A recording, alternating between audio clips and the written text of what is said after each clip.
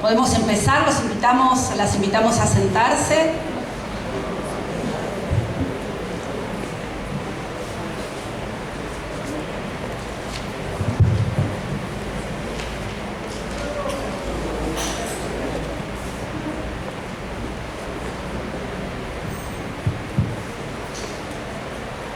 Es un enorme placer, un enorme gusto para la Secretaría de Derechos Humanos de la Nación dar inicio a esta actividad organizada por el Museo Sitios, el Museo del Sitio Memoria, junto con la Comisión de Género y Justicia de la Cámara Federal de Casación Penal. Al término de esta actividad, vamos a acompañar a los y las interesadas a hacer la recorrida por el sitio y especialmente por la muestra Ser Mujeres en la ESMA 2. Veo muchas caras conocidas, muchos amigos y amigas. Quiero saludar especialmente la presencia de Laura Reborati, que es sobreviviente de la ESMA, testimoniante de la muestra y quien va a estar acompañando el recorrido. Por supuesto, Maiti Gorosito, que es la directora del museo. Me acompañan en el panel el doctor Alejandro Slokar, que es juez y presidente de la Cámara Federal de Casación Penal, y lo voy a presentar con más detalle después, y la doctora Ana María Figueroa, jueza de la Cámara Federal de Casación Penal. También nos acompaña el doctor Mariano Borinsky, que es el vicepresidente de la Cámara Federal de Casación Penal. Espero no estar olvidándome de nadie de los que tengo que nombrar, pero siéntanse todos y todas muy bienvenidos al Archivo Nacional de la Memoria, que es donde estamos haciendo esta actividad. En nombre de la Secretaría de Derechos Humanos de la Nación les doy la bienvenida y dispenso al secretario Horacio Piedragala Corti, que todavía está de viaje en Italia, haciendo una serie de reuniones y de gestiones para impulsar algunos juicios por crímenes de lesa humanidad contra represores argentinos que están teniendo lugar en Italia.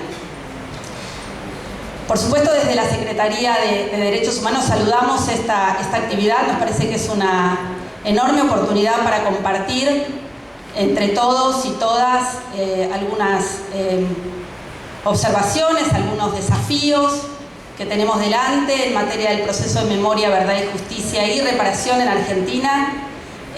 La justicia, por supuesto, y ustedes que son integrantes del sistema de administración de justicia desempeñan un lugar muy importante en nuestro país para que el proceso de memoria, verdad, justicia y reparación sea un modelo en nuestro país, sea un modelo en el mundo.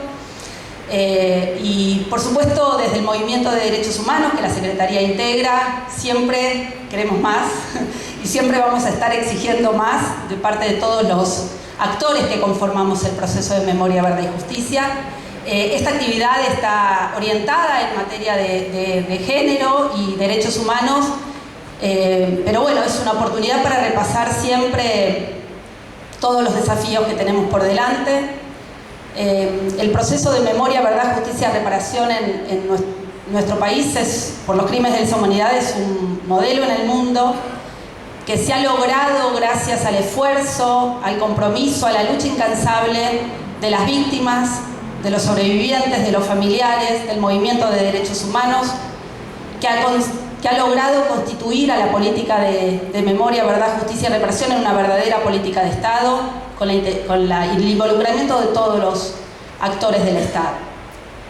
Desde la Secretaría de Derechos Humanos estamos muy involucrados en ese proceso. Tenemos, ustedes deben saber, 270 querellas en trámite en todo el país, en todas las jurisdicciones del país.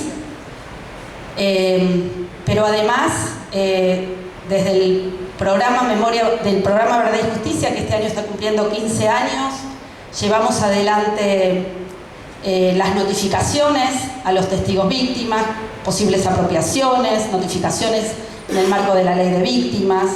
También llevamos adelante informes de investigación histórica sobre hechos, sobre centros de clandestinos, sobre represores. Tenemos 130 informes de investigación que son puestos a disposición de la justicia, en muchos casos solicitados por magistrados y magistradas. Desde la Secretaría de Derechos Humanos, además, tenemos la enorme responsabilidad de garantizar la política reparatoria para víctimas de la última dictadura cívico-militar, pero también de otras dictaduras en el país. Son miles y miles de expedientes que tenemos en trámite. Y como esta actividad está orientada a temas de género, quisiera decir que la política reparatoria también ha empezado a tener una perspectiva de género fuerte, y así hemos empezado a reconocer como lesiones a quienes que sufrieron violencia sexual, y hemos empezado también a reconocer como privaciones ilegítimas de la libertad, garantizadas por la reparación de la Ley 24.043, a quienes sufrieron privaciones sistemáticas de la libertad siendo mujeres trans, simplemente por ser mujeres trans como parte de la política represiva de la dictadura. Solo para dar algunos ejemplos de cómo también desde la Secretaría estamos tratando de estar a la altura de las circunstancias en materia de política de género. Déjenme decirles, porque es una enorme oportunidad tenerlos aquí presentes, que todavía son muchos los esfuerzos que todos y todas tenemos que hacer para que nuestro proceso de memoria, verdad, justicia y reparación esté a la altura de las circunstancias. Estamos enfrentando, ustedes lo saben, una realidad que es a tantos años de cometidos los hechos, nos estamos enfrentando día a día con la impunidad biológica. Impunidad de los represores que no logran llegar a juicio porque fallecen antes o porque logran situaciones de incapacidad antes de poder enfrentar un juicio. Pero también impunidad porque las víctimas, los sobrevivientes y los familiares no encuentran justicia. Y entonces los convoco, las convoco, nos convoco a seguir haciendo los máximos esfuerzos para acelerar este proceso de justicia. Tenemos todos, como funcionarios del Estado, una enorme responsabilidad para poder llevar justicia a quienes más vienen reclamando hace tantos años. Por eso Argentina además está recibiendo señalamientos internacionales que ponen a Argentina en responsabilidad internacional. Hemos recibido señalamientos de organismos de Naciones Unidas, por ejemplo, que llaman la atención sobre las demoras que está sufriendo el proceso de justicia. Unas demoras que advertimos en las instancias de instrucción, de investigación, donde todavía hay muchas víctimas que no logran esclarecer lo que ha ocurrido, dónde estuvieron, quiénes fueron los autores de sus delitos, pero también demoras en las instancias de juicio, en las instancias de debate, donde seguimos viendo pocas audiencias semanales, en los pocos juicios que logramos llevar a juicio, en los pocos casos que logramos llevar a juicio, y muchas demoras también en las instancias recursivas, tanto en casación como en la Corte. Enfrentamos entonces una situación de impunidad biológica que nos obliga también a repensar algunos conceptos jurídicos, como por ejemplo el derecho a la verdad. El derecho a la verdad que había sido desarrollado cuando en Argentina nos enfrentábamos con la impunidad de las leyes de obediencia a vida, punto y final, los indultos.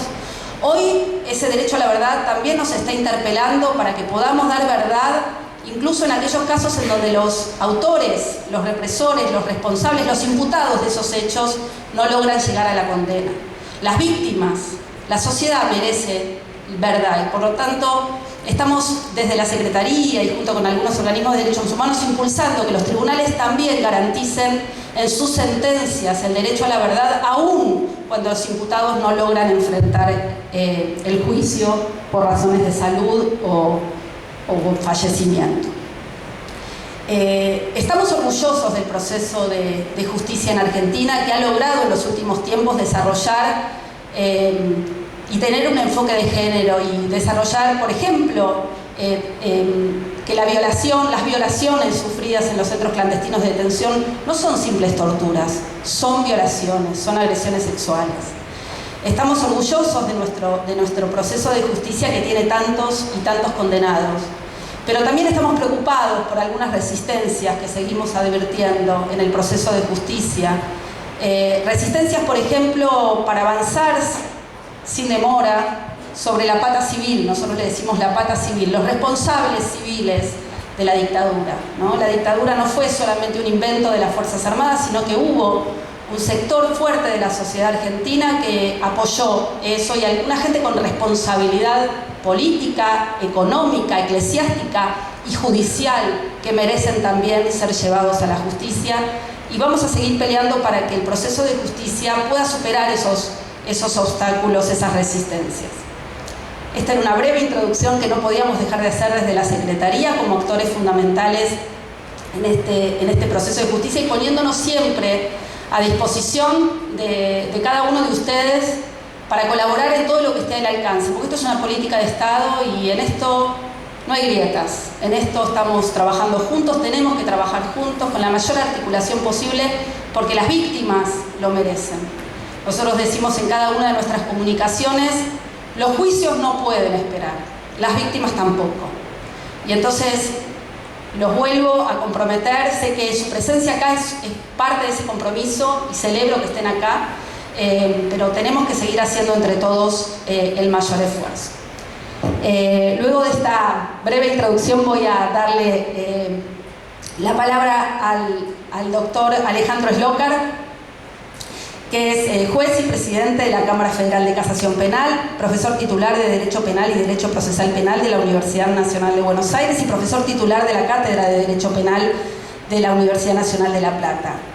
El doctor Slokar se desempeñó como profesor de posgrado en múltiples universidades de América Latina, como Santiago de Cali en Colombia, Zulia, Venezuela, Católica de Concepción en Chile y San Agustín de Perú, donde además fue distinguido con el grado de profesor honorario.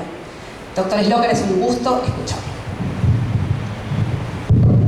Gracias, Andrea. Muy buenas tardes a todas y todos. Voy a recuperar de lo que explicaba recién Andrea Pochak, el sentido de la gratitud.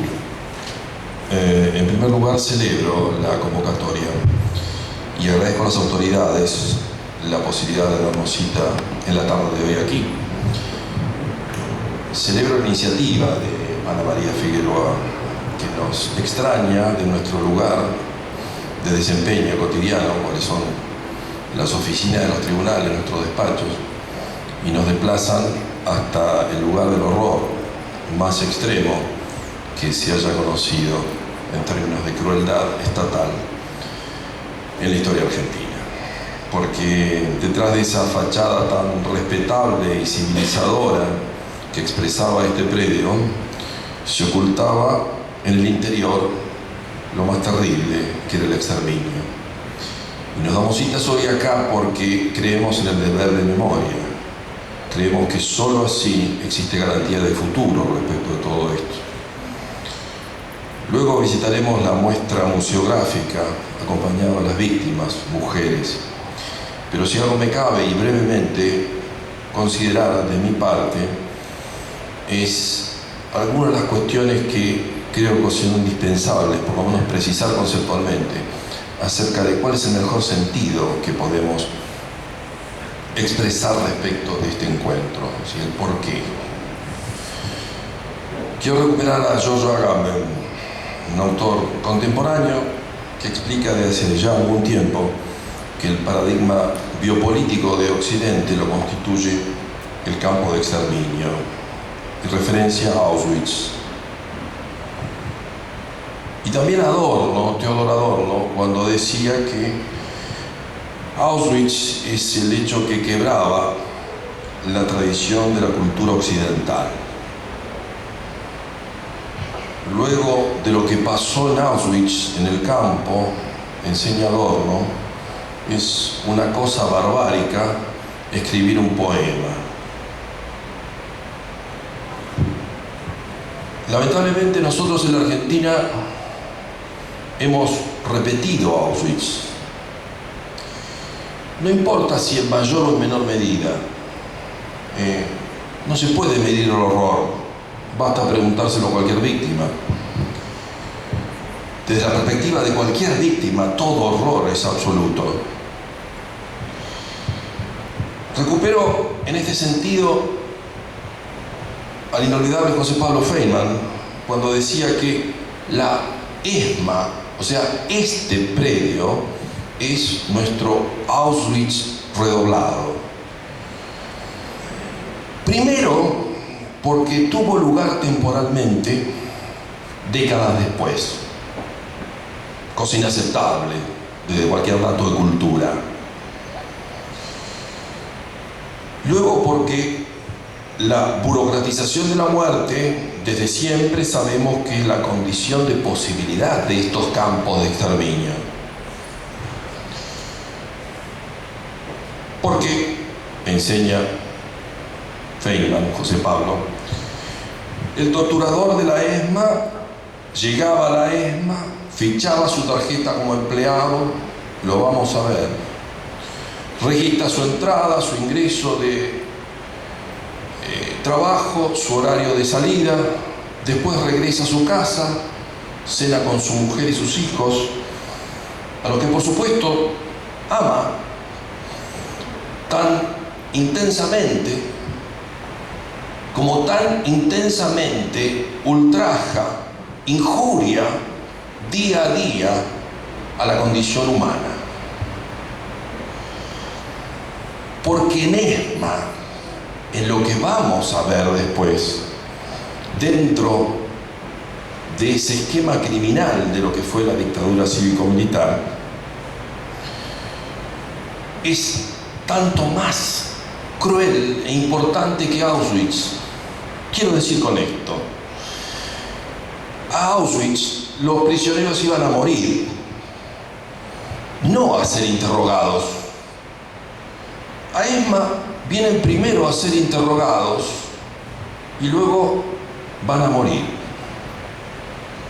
O sea, iban primero a ser torturados y luego aquellos que no morían en la tortura iban a ser arrojados enfrente al río a lo vuelo de la muerte.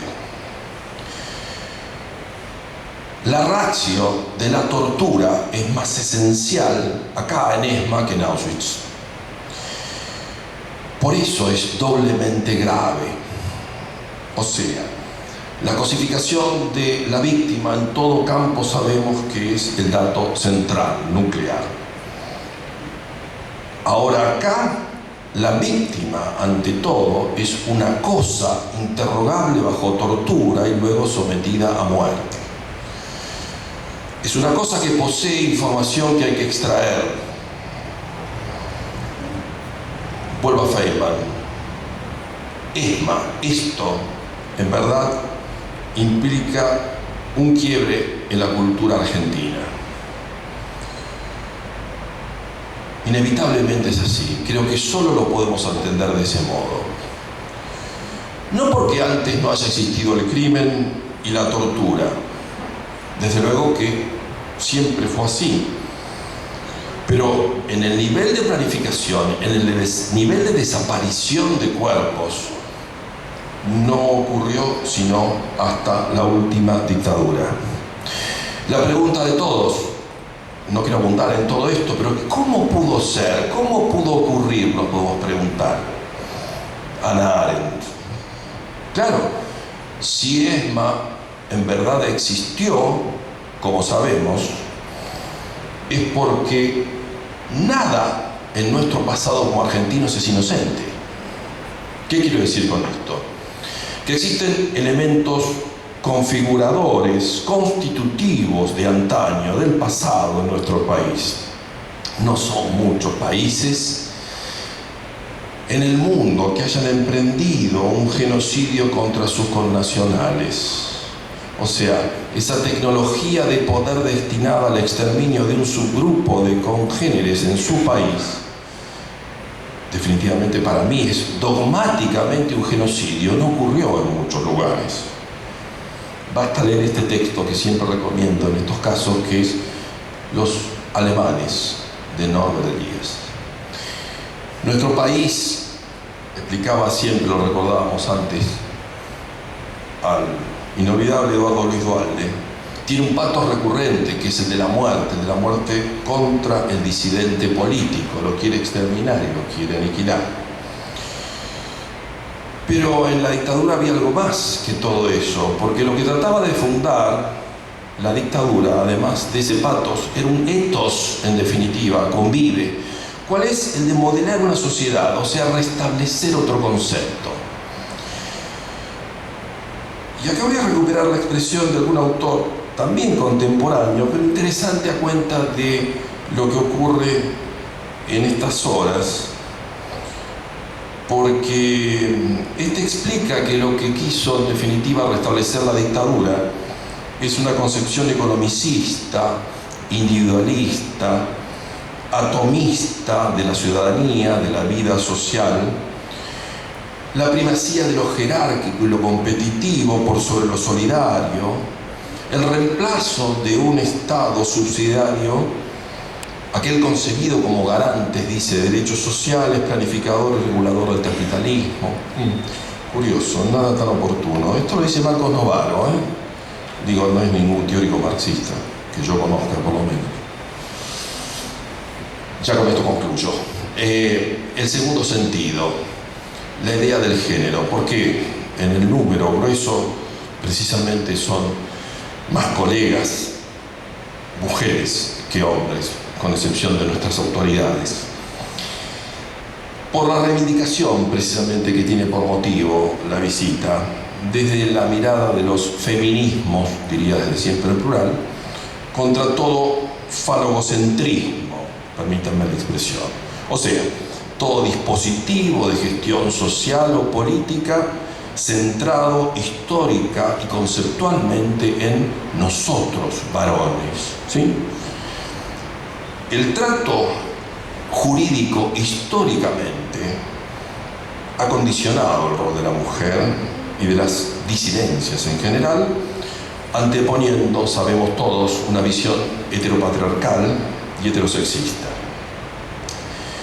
Tanto más si se lo piensa desde el margen latinoamericano, signado por la vigencia aún de un patriarcado propio de una acumulación originaria capitalista y construido además colonialmente en función de la raza y básicamente también la letalidad. Esto lo dice Rita Segato, Silvia Federici, etc. Sin duda todo esto nos remonta a tantas consideraciones que no tengo tiempo para, ni creo que pueda, por otro lado. Es cierto lo que decía Andrea Pochak, o sea, ESMA, los procesos de ESMA, que todavía lamentablemente no concluyeron, muchas veces, a pesar del empeño de tantos de los funcionarios y magistrados a cargo, pero ESMA puso al descubierto algunas cuestiones y algunos delitos que habían sido invisibilizados. Delitos sexuales y de violencia de género, como delitos independientes, esto es, esos crímenes de género que eran solapados bajo la figura de tormentos, reúnen especificidades, cómo no, tienen particularismos. No lo digo yo, en definitiva esto lo dicen normas internacionales, inderogables, superiores, como Belén do Pará.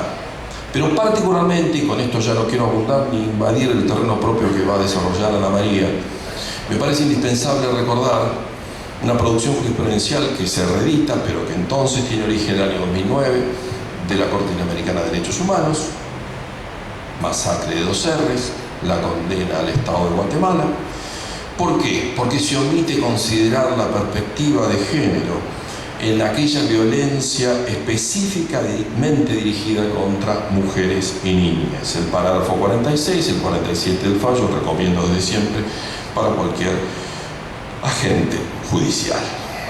O sea, en definitiva, ni más ni menos que esa pretensión de deconstruir el judicial alguna vez, feminizar a la justicia, tiene que la memoria, verdad y justicia reeditarse en la fórmula inversa de una justicia de verdad y con memoria, inevitablemente. Es así. En fin, por fin, son muchas consideraciones, pero creo que solo podremos recuperarnos éticamente los argentinos reflexionando desde siempre sobre las causas de esta barbarie, la que ocurrió aquí dentro, para evitar reeditar condiciones que favorezcan su repetición. ¿Por qué? Porque en definitiva, desde acá nos estamos jugando nuestro destino cultural, nuestro destino ético. Y nosotros tenemos un especial deber de garante respecto de todo eso, dada nuestra posición institucional. Termino con Adorno, con quien empezaba. Adorno lo que hizo fue reconvertir ese viejo imperativo categórico kantiano de carácter racional, individual, ¿no?, para establecer otro, uno nuevo, más contemporáneo, luego del horror del Holocausto. Y dijo aquello de obra de tal modo que Auschwitz no se repita. Ese es el imperativo de época. Para nosotros sería obra de tal modo que ESMA no se repita. Y eso en gran medida, insisto, si no en toda, está en nuestra responsabilidad. Y por cierto, en la feminización de la justicia. Gracias.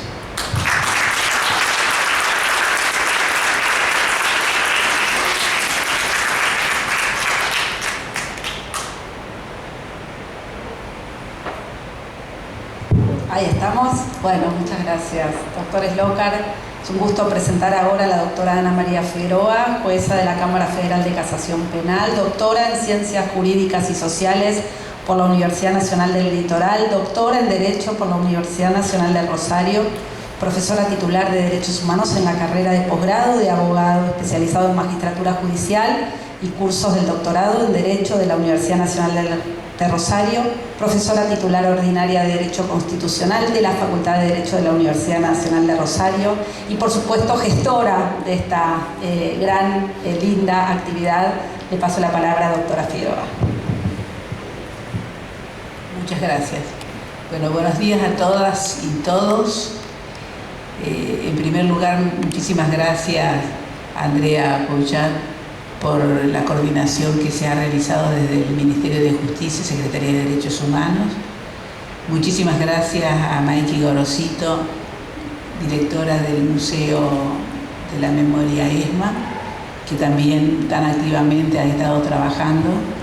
Muchísimas gracias por la participación de Laura Reborati, una de las sobrevivientes, que nos va a decir en cuerpo y alma lo que fue ESMA y su experiencia lamentable de víctima. Muchísimas gracias por el acompañamiento de Alejandro Slokar y Mariano Borinqui, que somos entre los tres las autoridades de este año de la Cámara Federal de Casación Penal, el presidente y los dos vicepresidentes. Y muchísimas gracias por la presencia de las colegas juezas, jueces, fiscalas, defensoras y funcionarias que están presentes esta mañana acompañándonos en esta tarea. De alguna manera, lo que nosotros estamos viendo hoy, el análisis que estamos haciendo, es entender cuando un Estado de Derecho es sustituido por un Estado de policía y donde la razonabilidad y la legalidad es sustituida por la ilegalidad. Esas fueron las consecuencias que transitamos los que ya tenemos más de 70 años. Y yo recordaba que mi propia vida estuvo permeada, transversada por lo que fueron las graves violaciones a los derechos humanos. Yo me recibí hace casi 50 años, el día del asesinato de Rucci. Cada año lo recuerdo. Fui la abogada que abrí los procesos de lesa humanidad del segundo cuerpo de ejército de Rosario.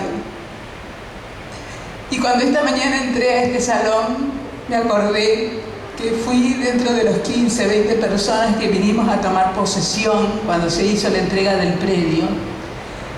Y resistimos con el cuerpo porque no era este ambiente hermoso, pintado, de recordación, que está como objeto esencial de memoria, verdad, justicia y reparación, sino que era este edificio descascarado, hasta la parte de la cocina estaban los trastos y las ollas viejas que se utilizaban en ese tiempo. Y les puedo asegurar que fue muy duro, muy difícil soportar físicamente este lugar, porque como bien decían recién, estaba en el aire los 5.000 homicidios y desapariciones forzadas que se habían producido en este espacio físico. Es durísimo, pero uno lo hacía por una tarea de que debíamos trabajar en favor de la recuperación y de la promoción de los derechos humanos, y así se hizo. Muy distinto a como es hoy este espacio donde funcionan en este lugar el Archivo Nacional de la Memoria, CONADI, Encuentro, Museo Malvinas, todo Museo ESMA, todo lo que hoy la Plaza de los Derechos Humanos, o sea, esto hubo que reconstruirlo de las ruinas, y como bien se recordó acá, pasaron varios años de la recuperación de la democracia para recuperar este espacio físico, que desde lo simbólico fue muy importante. Este espacio que dejó de estar en manos del poder militar y pasó en manos de las autoridades de la democracia, y había que sostenerlo, y así se hizo. Entonces, todo el desarrollo de mis casi 50 años de la profesión liberal, primero académica y en la magistratura estos últimos 11 años, ha sido transversado por la recuperación de los derechos humanos, la promoción, la vigencia efectiva, y hacer toda una construcción teórica que uno lo venía realizando desde lo académico, porque cuando ingresamos en el 2011 en la Cámara Federal de Casación Penal, los tres que estamos acá presentes, había toda una gran parálisis de esta materia en la casación penal federal. Y nosotros le dimos un gran impulso, que también no son cuestiones gratuitas. Hubo que trabajar muchísimo para que ello fuera de esa forma. Y hay que reconocer que así como se produce esta cuestión paradigmática, cuando se critica tanto en estos tiempos al Poder Judicial, que lo que hay que entender es por qué razón sectores conservadores o sectores que no están de acuerdo con la vigencia de los derechos humanos nos critican tanto, es porque en realidad no están criticando solo al Poder Judicial, están criticando a uno de los tres poderes de un sistema republicano, porque lo que se está criticando es la democracia, el Estado de Derecho y la política. Y en eso debemos ser inteligentes, y yo contesto permanentemente cuando nos hablan de lo mal que se trabaja en el Poder Judicial y el desastre que es, y el descreimiento que es, que parece algo raro o esquizofrénico, que se nos critica tanto como uno de los tres poderes del Estado, y paralelamente no hay discusión que Argentina es el modelo mundial en la lucha de los juicios por la verdad, memoria, justicia y los crímenes de lesa humanidad. Somos el gran laboratorio jurídico del mundo. Entonces es raro de que seamos tan eficientes en el avance en una materia y seamos tan desastrosas en las otras. Algo anda mal. O son opiniones interesadas como para roer los cimientos mismos de la democracia. Entonces por eso hay que ser inteligente. Yo acá estaba planteando cómo en el sistema argentino tuvimos, con la democracia recuperada, luchar contra una legislación de impunidad de la propia democracia. Entonces eso fue muy complicado, como fueron las leyes de punto final y de obediencia debida. Y en segundo lugar, la otra cuestión importante que tuvimos que llevar adelante fue cómo deconstruíamos la impunidad. Y allí hay distintos pasos. Uno fue el accionar de los organismos de derechos humanos desde el propio vigencia de la dictadura militar, que eso fue un hecho muy importante, que en muchos lugares del mundo que se habían producido y llevado adelante dictaduras, no se tuvo la habilidad de oponerse de manera inmediata como hicieron aquí madres, abuelas, organismos, familiares, hijos, y que eso ya fue marcando un camino en la propia democracia. Y yo quiero rescatar dentro del accionar de las ONG de derechos humanos, por la gran participación que tuvo en la Liga Argentina por los Derechos Humanos y con la Asamblea Permanente de los Derechos Humanos después, que fue un elemento esencial las víctimas y los familiares, pero no menos esencial los abogados y abogadas que tanto trabajamos y dimos todo el andamiaje jurídico y el accionar para que las causas pudieran tener visibilidad, a pesar de que se luchaba contra toda una situación jurídica y legal totalmente adversa. Fue muy importante la nueva composición de la Corte, con una nueva ideología, y que se sintieron respaldados el Poder Judicial hacia abajo de las nuevas actuaciones para eliminar el cepo legislativo y judicial que se venía llevando adelante. Y el tercer elemento de la deconstrucción fue la aprobación de dos leyes simultáneas, la 25778, donde le da jerarquía constitucional a la Convención sobre la imprescriptibilidad de los crímenes de guerra y lesa humanidad, y la 25779, que declara insanablemente nula las leyes de punto final y obediencia debida. Todo ese andamiaje fue posible crear una política de Estado de memoria, verdad, justicia y reparación. Y, insisto, somos ejemplos mundiales con lo que se ha hecho en la materia, que no es poca cosa.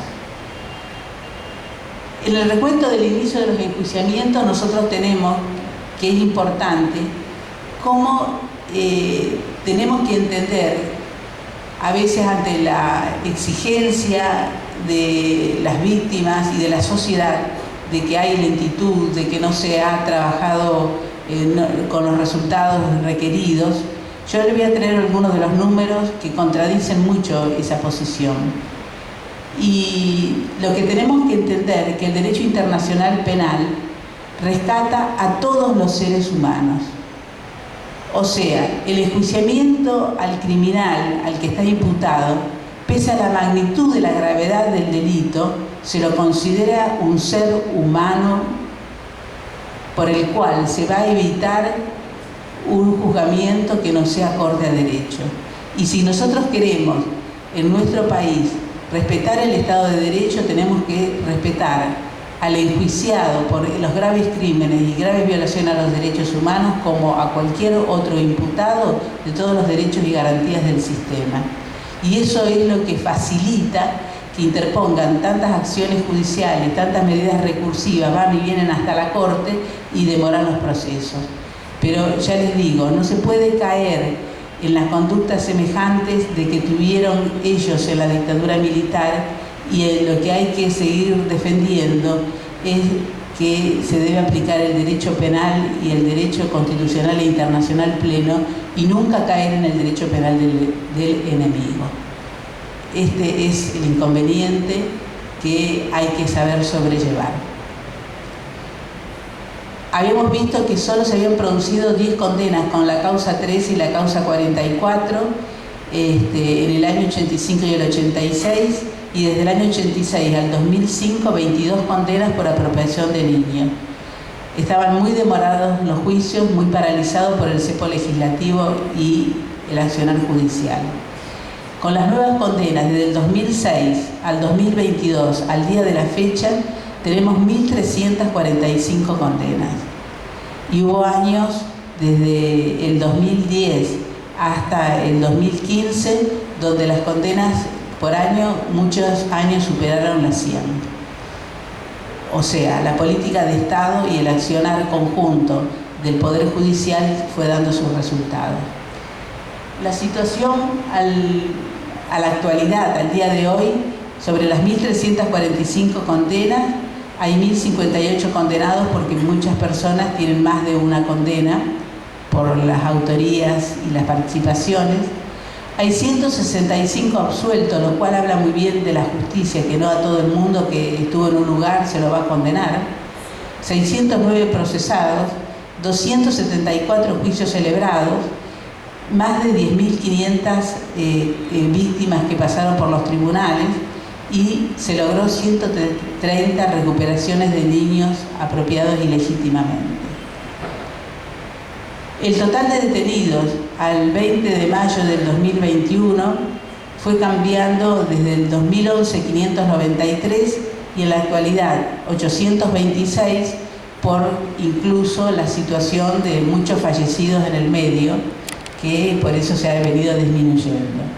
Y además el 74%, el 70, poco más del 70%, se encuentra en arrestos domiciliarios y el 15% en el servicio penitenciario federal o en establecimientos especiales, que tiene que ver también con los gerontes de los imputados, porque en muchos lugares no se está en condiciones. Ustedes tienen que saber que hay muchos imputados que han sobrepasado los 90 años y están en privación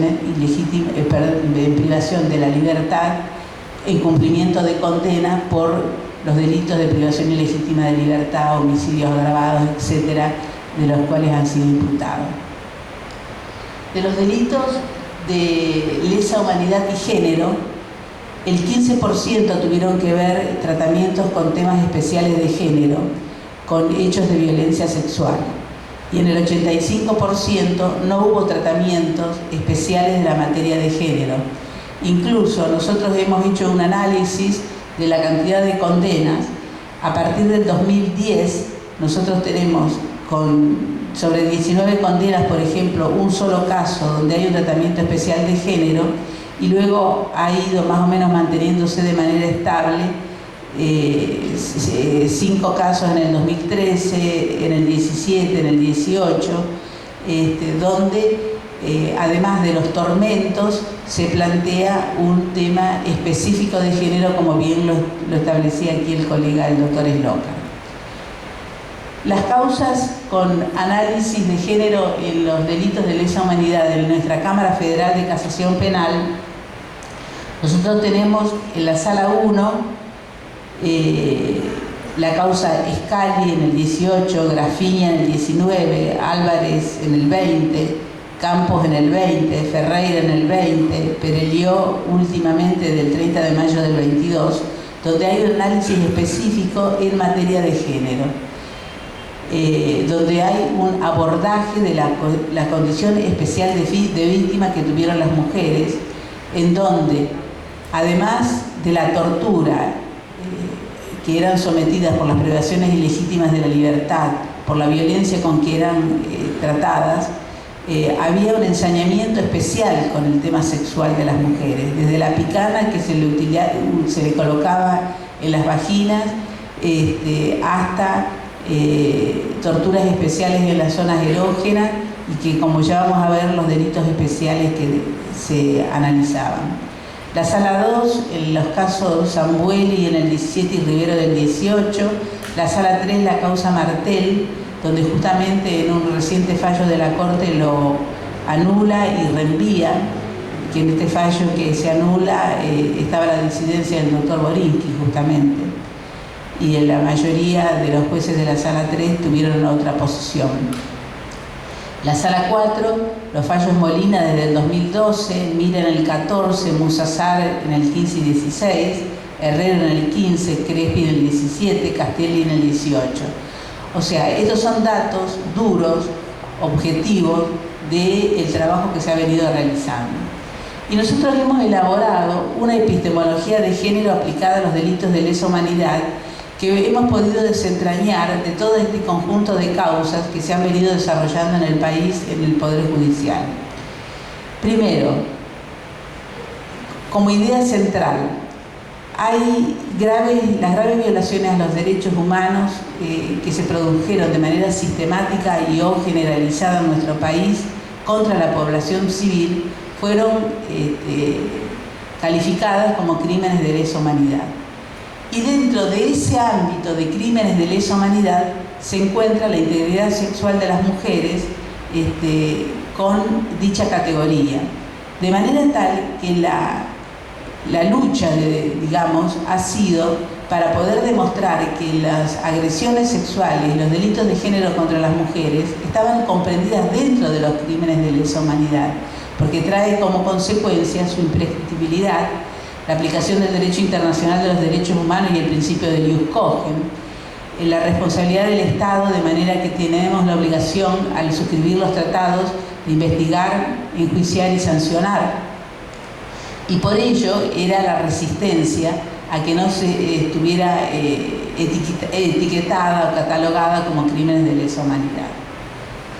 Otra de las cuestiones que se pudo desentrañar, que en esta cantidad de juicios y de causas que he venido señalando, cuáles eran los delitos que se han investigado que tuvieron que ver específicamente con el tema de género y la situación especial de las mujeres como víctimas en esta etapa de terrorismo de Estado. Privaciones ilegítimas de la libertad, tormentos agravados, abusos sexuales agravados y reiterados, violaciones que tuvieron como resultado el nacimiento de niños en cautiverio, corrupción de menores, de mujeres, tortura, tratos crueles, inhumanos y degradantes, situación especial de trato violento hacia las mujeres embarazadas, abortos forzados y apropiación de niños que han nacido en cautiverio. Estos son todos los tipos de delitos que nosotros hemos podido deslindar en todas estas causas. Si ustedes quieren, cada una de las causas tiene sus especificidades, pero realmente ese es el trabajo que se ha realizado. Otra de las cuestiones que también dentro de las ideas rectoras que nosotros hemos estado trabajando es tomar en cuenta la posición de la Corte Interamericana de Derechos Humanos, que la violencia contra la mujer constituye una violación a los derechos humanos. Este es principio rector. Es una de las manifestaciones de las relaciones de poder históricamente desiguales entre varones y mujeres. Y así lo viene diciendo la Corte Interamericana en Favela Nova Brasilia versus Brasil en el 2017. Además, la Corte Interamericana también viene sosteniendo, ya sea en campo algodonero, como en el caso penal Castro en el 2006, o como masacre de las 2R en 2009, que la obligación de que se deben aplicar los criterios de los crímenes de lesa humanidad ante las graves violaciones a los derechos humanos a ilícitos acaecidos antes de la ratificación del Tratado de la Convención de Belém do Pará o de la ratificación de la Convención Americana de Derechos Humanos, porque todos esos tipos de derechos conforman parte del Corpus Juris Internacional y del jus cogens, y por eso no se puede anteponer el criterio que durante mucho tiempo se ha venido intentando por parte de las defensas de los imputados, de que no era derecho vigente al momento de los hechos. Nosotros tenemos además el reforzamiento jurídico de la Constitución Nacional del 94, artículo 75, inciso 22, donde el Corpus Juris Internacional tiene jerarquía internacional y su aplicación resulta más sencilla, digamos, que en otros países donde no tiene esta jerarquía jurídica. En segundo lugar, que el ataque a la dignidad e integridad de las mujeres debe ser respondida con una actuación de la justicia para erradicar ese tipo de conductas, para evitar todo tipo de discriminación entre varones y mujeres. Lo que tiene que quedar claro que las agresiones sexuales contra las mujeres fueron utilizadas en la época de la dictadura militar, pero también en la actualidad en casos donde intervienen los cuerpos de represión estatal, como pueden ser policías, etc., son utilizados como mecanismo de control social. O sea, se reprime, se ejerce violencia como un mecanismo de controlar, de humillar, de dominar, de atemorizar, de castigar, de reprimir a las mujeres. Es una manera de dar un mensaje que las mujeres tienen que ocupar determinados lugares y que no se nos ocurra salir de ese esquema, porque vamos a tener la represión y el disciplinamiento. Y no solo en el disciplinamiento a las mujeres, sino también al grupo al que pertenecen, conforme los fallos de la Corte Interamericana, conforme a las etnias, conforme a las pertenencias políticas, conforme a los grupos de los cuales forman parte. Entonces, eso hay que tomarlo muy en cuenta. Si la justicia actúa, facilita la erradicación de la discriminación, pero si la justicia no hace lo que corresponde, se repiten las conductas. Entonces, por eso es tan importante el rol que tenemos nosotros en un Estado de Derecho. En tercer lugar, otra de las cuestiones que hemos analizado bastante es la amplitud probatoria y la valorización de la palabra de la mujer y el descreimiento de que la confesión de la mujer, si no tiene otra prueba que la convalide, queda huérfana, que es la palabra de uno contra otro, y en consecuencia muchas veces no se valoriza. A mí me ha tocado, en la época que trabajaba como abogado por las querellas, la situación dramática de las mujeres víctimas que me decían: doctora, yo he estado décadas construyendo mi identidad para olvidarme, para poder sobrevivir y tener una vida más o menos plena.